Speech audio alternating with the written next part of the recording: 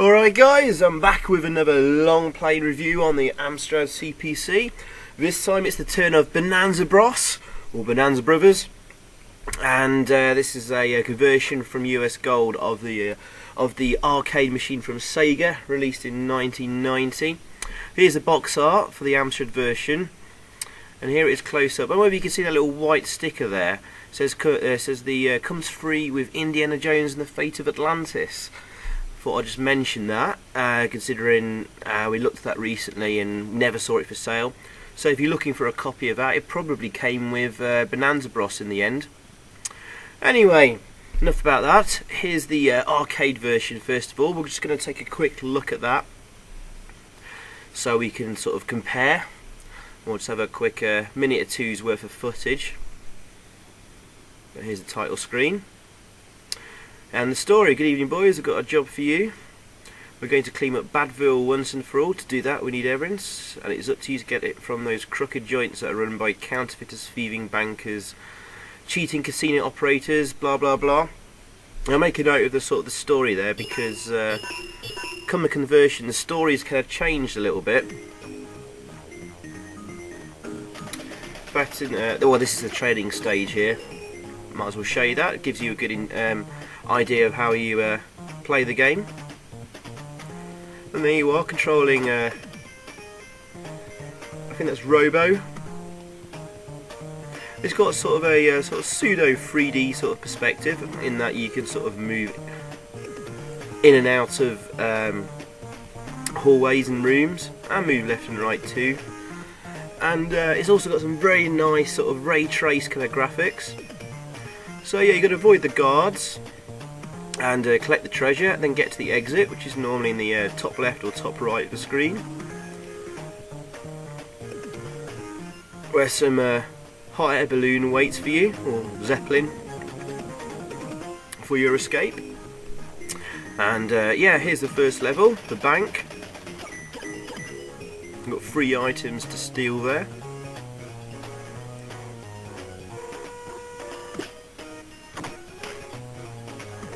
You got like a stun gun, which you can temporarily stun enemies. They can't be killed. You're not a killer. You're just a robber. And basically, you got to sort of plan and time your movements really carefully. You can either try and sort of sneak past all the guards, or you could take the opposite approach and just peg it through and firing away wildly, but that often leads to a quick and hasty sort of loss of life and game over. So it pays to plan your moves, try and sneak past when you can, and temper it with a bit of blasting. And you can open doors on enemies and slam them against the wall. That's pretty cool. There we go, that's the first level done. So we'll end that here and move on to the AMSTRAD version, which is the point of this review. So yeah, the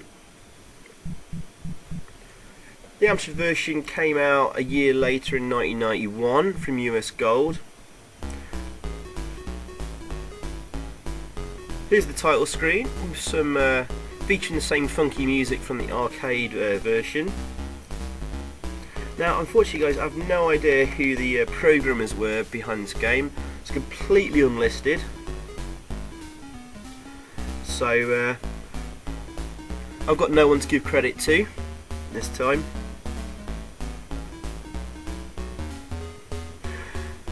And we'll let the music play out as well in full. It's only sort of a short ditty. I'll have it at the end of the video after we complete the game if you want to hear it in full without me talking over it. And then we'll finish off the very last part of the video showing that you can have like 2-player simultaneous action like in the arcade original.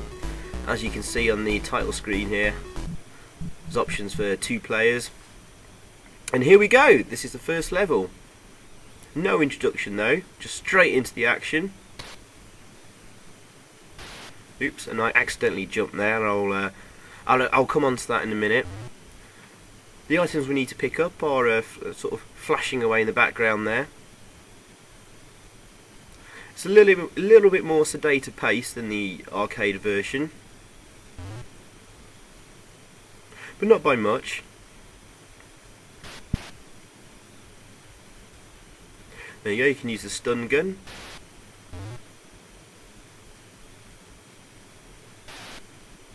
As you can see, we're using the bottom half of the screen here. Oop, very nearly got caught there. For Robo in red there, player 1. And obviously the upper half of the screen is, we've just got a bit of green there. But if you want to start up the second player, then you'll get to see that at the top of the screen. And you've got 2 independent screens moving with the character in question, which is pretty good, but it does suffer from some nasty slowdown, unfortunately. But at least they've implemented you know, a simultaneous 2-player option, which is pretty good. And I think they make it more difficult by instead of giving you 8 lives to start with, as you can see there, I think they split it between the 2 players, so you get 4 lives each. And that's all the items collected for this level. And we've now just got to get to the exit and the wait for the zeppelin and airship to come down and collect us.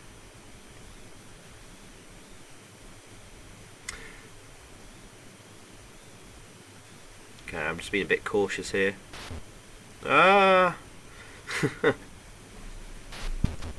Oh dear, not doing very well there. To be honest, I kind of get better as I play through the game and through the levels. I hadn't really practiced this long play much before sort of attempting it. And to be honest, I think the first few levels I recorded like many months ago, and then kind of got a bit frustrated on some of the middle levels and gave up, and I've come back to it again. Hey, there we go. We're at the exit, and here comes our balloon and airship or whatever. Nice little ending animation, if rather simple and basic. So yeah, on to level 2. And the level just starts. Doesn't tell you what the building is you're burglaring, and doesn't give you any sort of cutscenes like in the arcade original, sadly. So very bare and basic sort of presentation.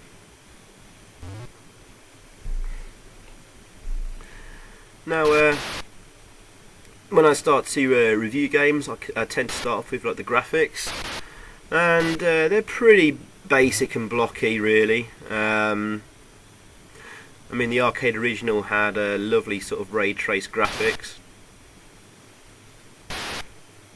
and yeah, the AMSTRAD version sort of suffers with sort of, well, very blocky but very simple design sort of backgrounds really. Nothing spectacular.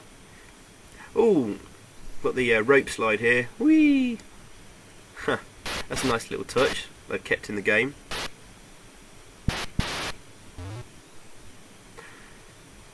Yeah, I think they could probably done a little bit more of the sort of the background graphics. But then again, the graphics in the arcade original were pretty simplistic as well. So in a way, they've kind of done it justice. And certainly the gameplay's there.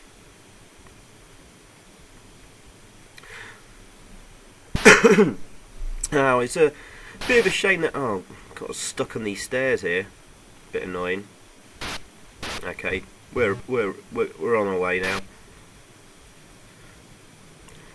May have noticed a couple of new enemies in this level. We've got the big fat sort of guy. He likes to like chuck bombs at us, and he takes a couple of shots to be stunned. And also we now got dogs running about. Oh, and there's a chef there. He likes to throw plates at us, but we can avoid him.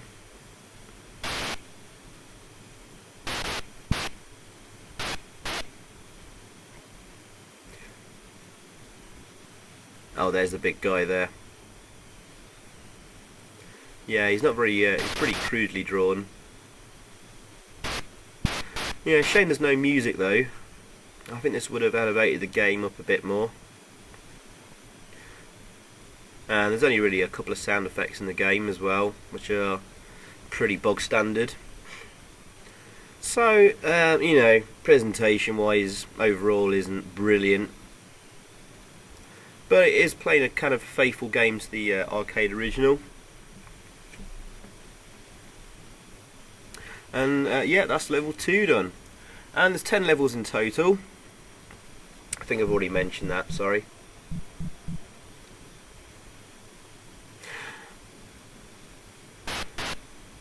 Yes, scrolling isn't very good. It's a bit jerky and jittery. It does the job okay. Suppose it's not too slow. I think it scrolls fast enough, just not particularly smoothly. And sort of sprites move about okay. It's passable.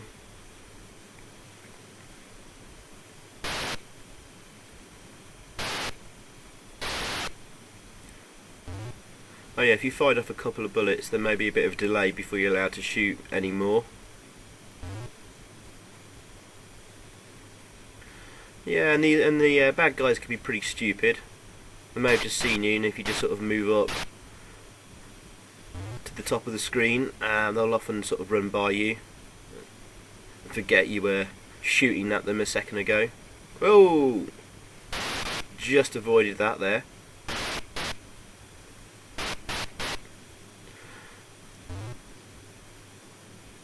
Okay, let's hide behind there. Ooh. Oh, the dog's coming after me. He didn't bite me there for some reason. And you can always shoot those guys side on, but if they're facing you with the shield, obviously the shield will deflect your bullets. Oh yes, yes, we've got that sort of orange mushroomy thing. That's a spring. I think that's the this is the only level the springs appear in. There you go. Poor old Robo goes bouncing up into the air.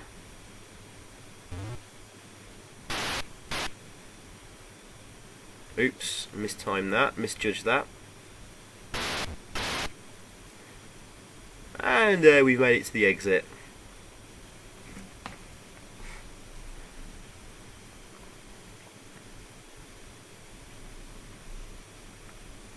So yes, I'm getting through a few requests that you've sent me for long plays. Yeah, the last one I did was Milk Race. That was for Spinny Fuck. I'm currently working on Zapty Balls for Missile, and this one was a request a long time ago from Larry Bundy Jr. or Guru Larry. He wanted to see the AMSTRAD version in action, and I was meant to finish this months ago. But I got frustrated, I think, from this level, the next level onwards. I was trying to do it without losing a life, and I kept messing up. So I've resumed it from, I think, from the next level onwards, really. So I'm not playing this all the way through from start to finish, from first level to level 10 in the end, I'll be honest. But yes. Okay, right, on to what I think is the major problem with this game, or at least this conversion. Now, the arcade version had 2 fire buttons, one for shooting and one for jumping. Now, of course, like most 8-bit systems and their joysticks only had 1 fire button. Well, to be honest, actually, most joysticks have 2 fire buttons. But anyway, programmers always kind of had to assume that people only had 1 fire button. So what they've done in this game, in this version, I think like the Spectrum, it's definitely like the same as the Spectrum version, and I think the same in the Commodore 64 version, is that the fire and jump mechanism is all handled by 1 fire button. So you obviously shoot by tapping the fire button, and to jump you have to hold down the fire button, which often means that you're shooting away, and you sort of end up sort of jumping as well at the same time when you didn't want to, or you want to shoot and you've held the fire button down for too long and you start jumping. So it takes a bit of getting used to, but once you've played the game a few times, oops, I've just got knocked over there. I've lost my first life. But what the hell, I've got 8 lives. But yeah, once you've played this game enough times, you kind of get used to the mechanism, and you know, you get it working for yourself.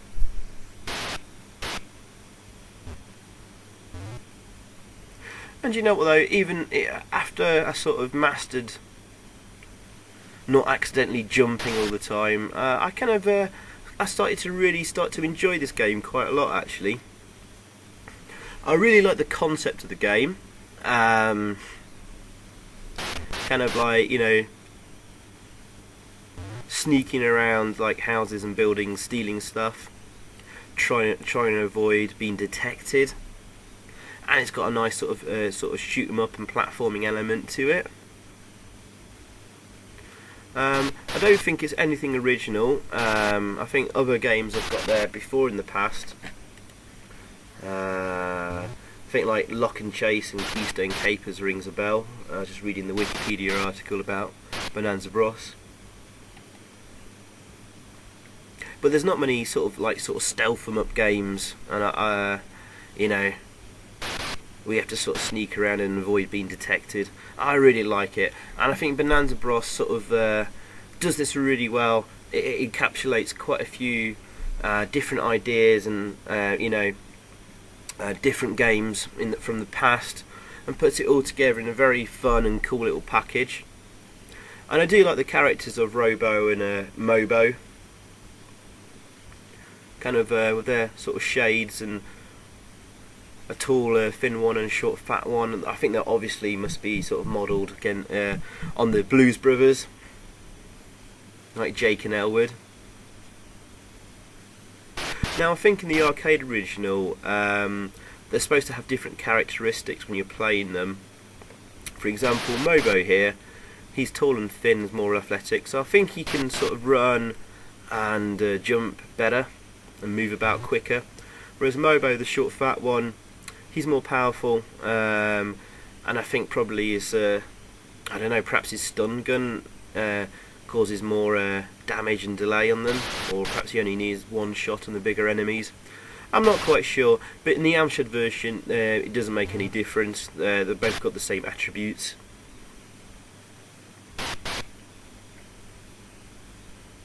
And I think this is a really good game from Sega. Sometimes I took a few risks and tried a few different gaming ideas that weren't sort of, you know, scrolling beat 'em ups and platformers, and occasionally came up with the goods. And this is a cool little game from Sega, but it's kind of sadly been sort of forgotten over time.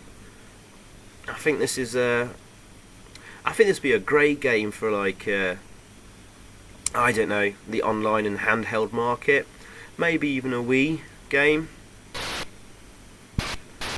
I think you know, a high definition remake would be pretty cool.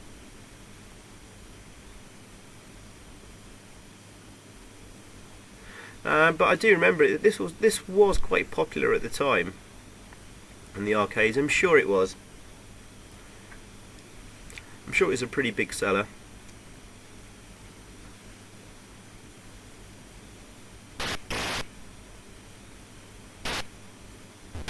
Perhaps it wasn't the biggest hit ever for Sega.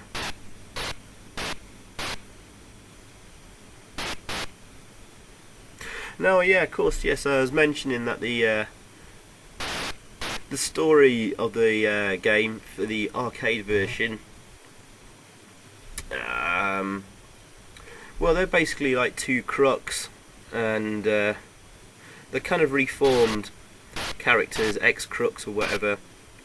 And basically they're out to sort of like steal all the stuff from other criminals'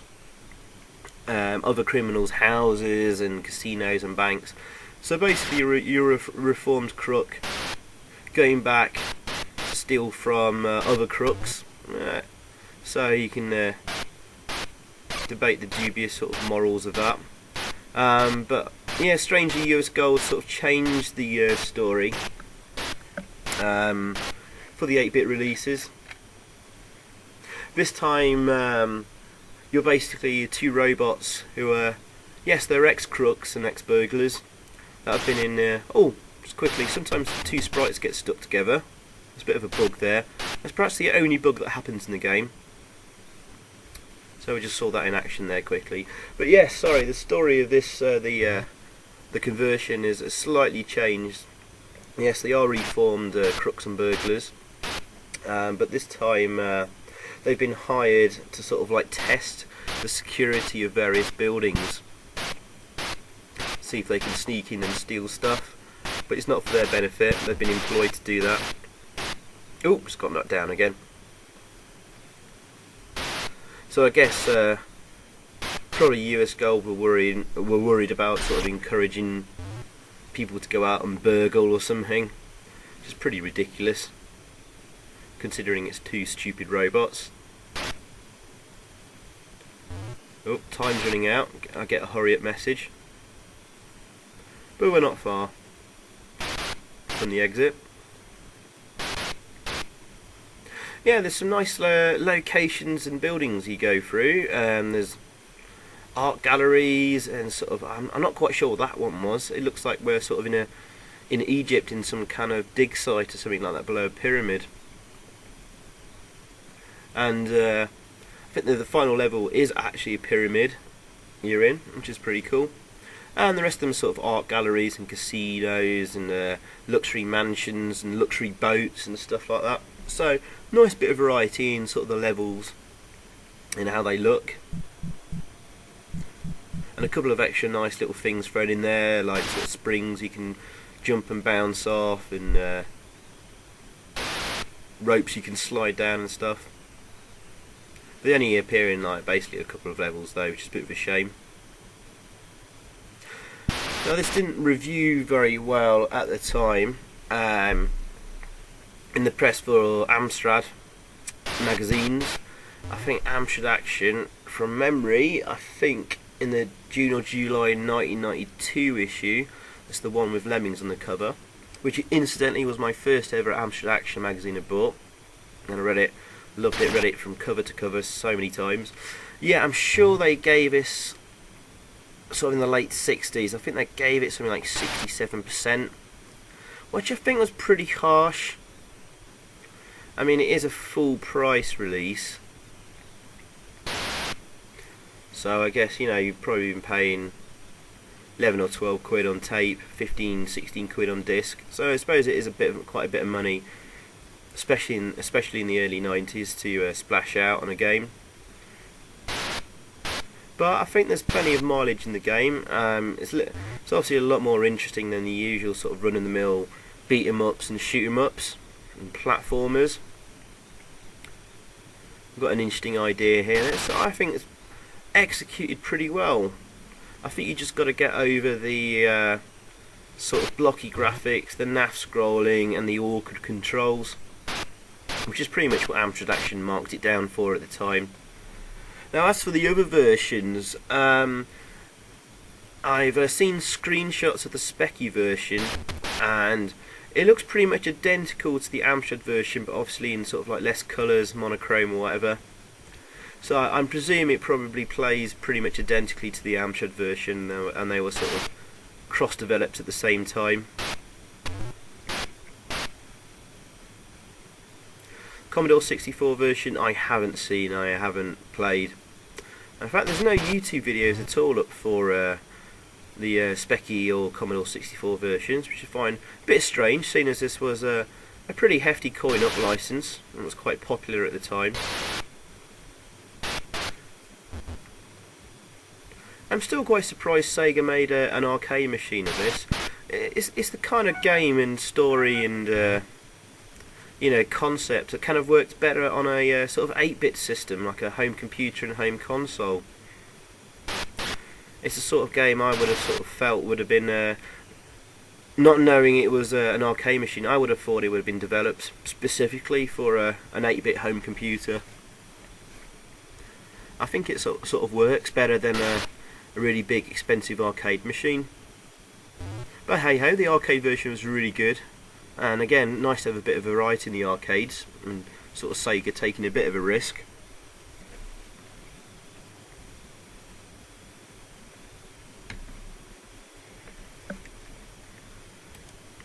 Yep, so there you go. Which level are we on now? We've just done...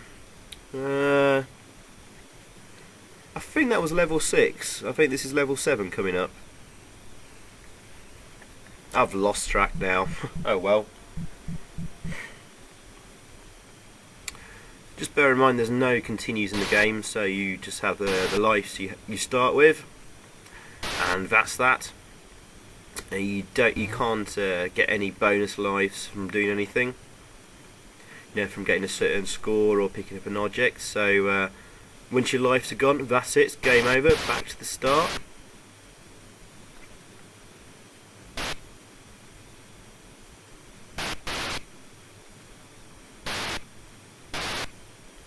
And as you can see, guys, I'm sort of moving through this a lot more quicker now.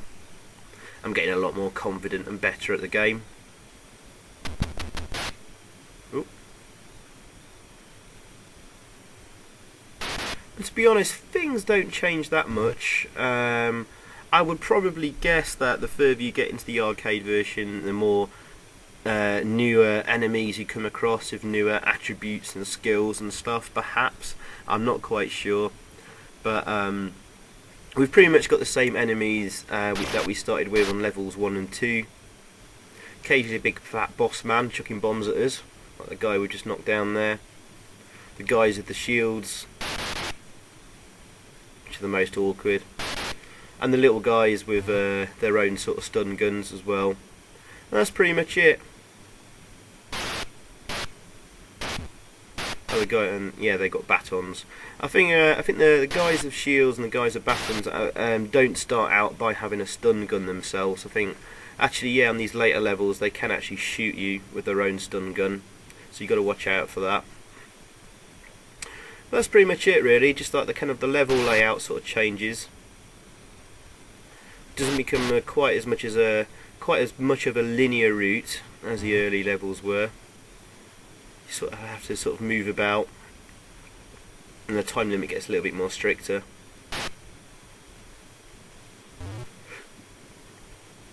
Even so, I'm pretty okay and happy with this port.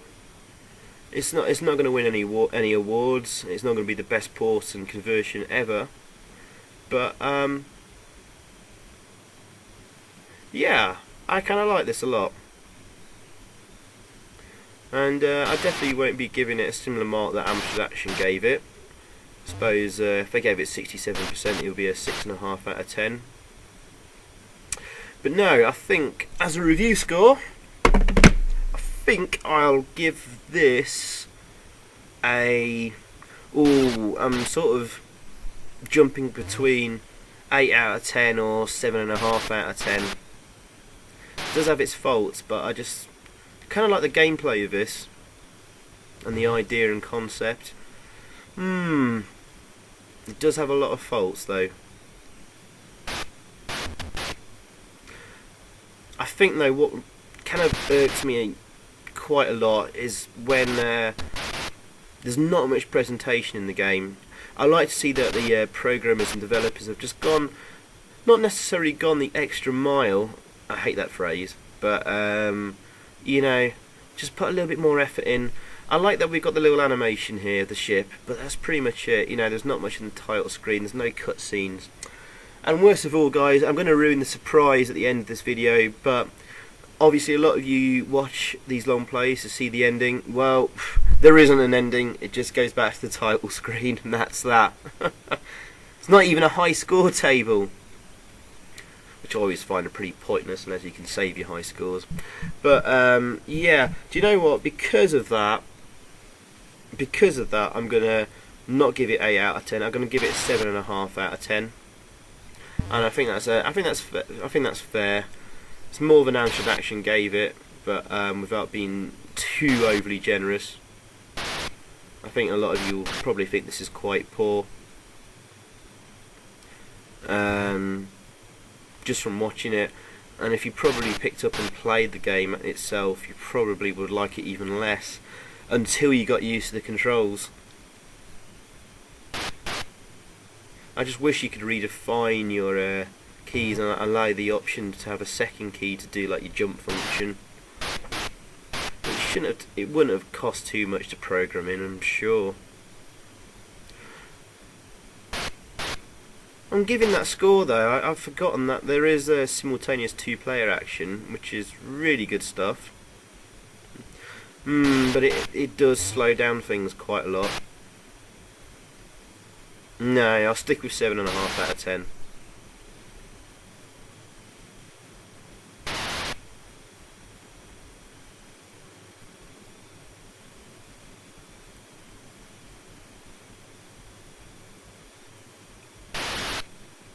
Yeah.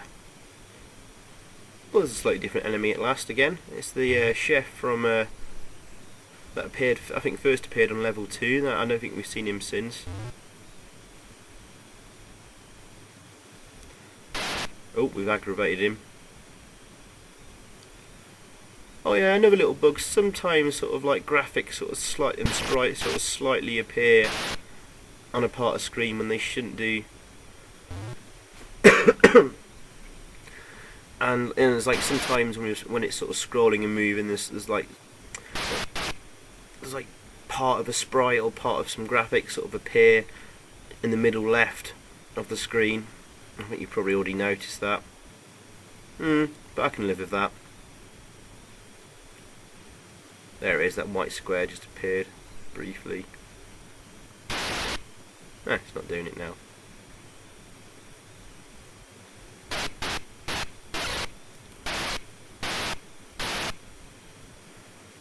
Yeah, and sometimes these enemies stay down for quite a long time. Occasionally, if you're really close to them or have moved off the screen, you move back on again and they're still sort of stunned. Just a bit random. Not quite sure why that happens.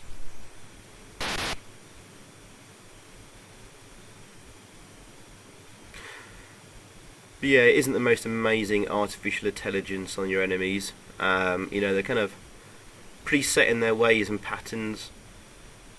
Move left, move right, move up, move down. If they're facing your way when you're sort of in their line of sight, go and attack. Pretty simple stuff, but enjoyable nonetheless.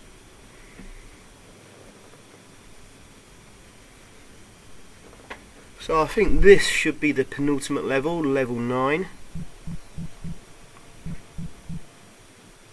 We've not long to go, guys. Probably really about 5 minutes, and then the rest of the video is just the title music in full, and then a bit of simultaneous two-player action and go, just to show you that it does exist and does work. Although I'll note that when you see the two, if you do watch the end to see what the two-player action is like, it's you can only have 2 players using 2 joysticks. Strangely, you can't have one using the keyboard and one using the joystick. And because the AMSTRAD emulators haven't had anything put in to emulate a second joystick, unfortunately I'm unable to sort of control the second character. But you can see the 2 sort of split screens sort of moving and adjusting, show it sort of, you know, it works.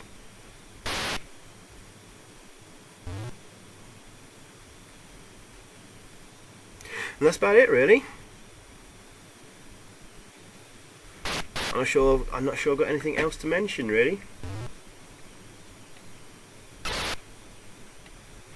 I've not seen the 16-bit conversions. I'm sure the Sega Mega Drive version was really good.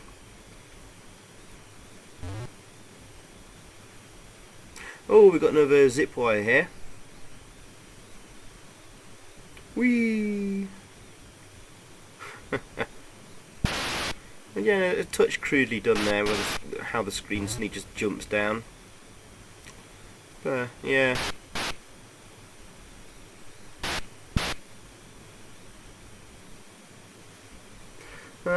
Other versions, I mean, yeah, Atari ST and Commodore Amiga, haven't seen them running. and I'm sure they're probably alright. Sega Master System got a version. What else did? TurboGrafx CD and the Sharp X68000. I've probably got an almost arcade perfect port, I would have thought.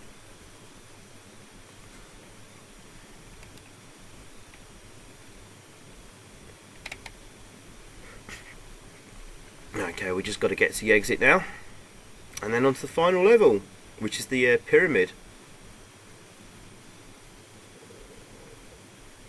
There you go. And it does pay to sort of take your time, to at least some extent. You'll certainly get through the game much quicker, but do watch out for your time limit, because it does get quite tight on a couple of levels.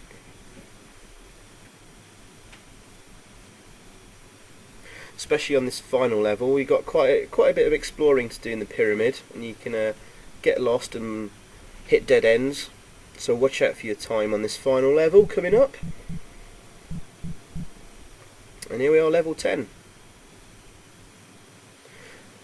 And I think the arcade version definitely had more levels. I can't remember how many. I think it was either 15 or 20 levels. Actually, I'm pretty sure it's 15. So essentially the AMSTRAD Speccy, I think the Commodore 64 was missing sort of 5 levels. But I think they picked the best ones, fitting in the space they had. And this is a quite nicely designed pyramid level to finish things on.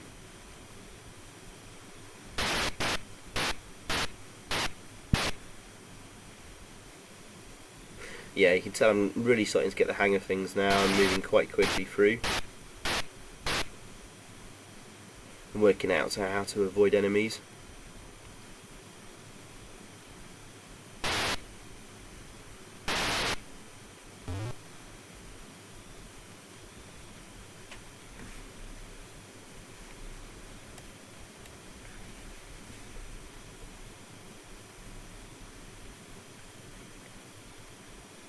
Yeah, so not far to go. Remember, you can always shoot those shield guys from the side. So you'll often find me waiting for them to move up a screen and then down across the screen, and then I'll be waiting to shoot them.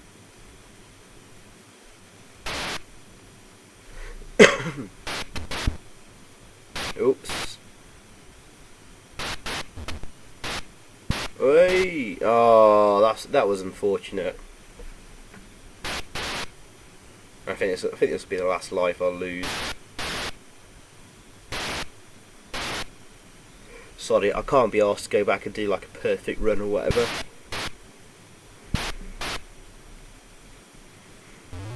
I just want to get this done and get it online,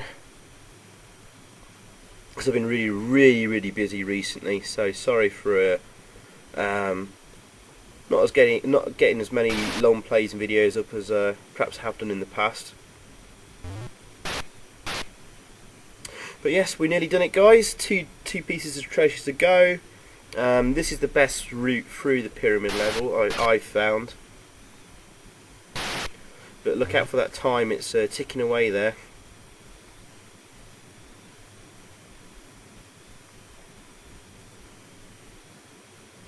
One more piece here, then we'll get to the exit. And that will be Bonanza Bros completed.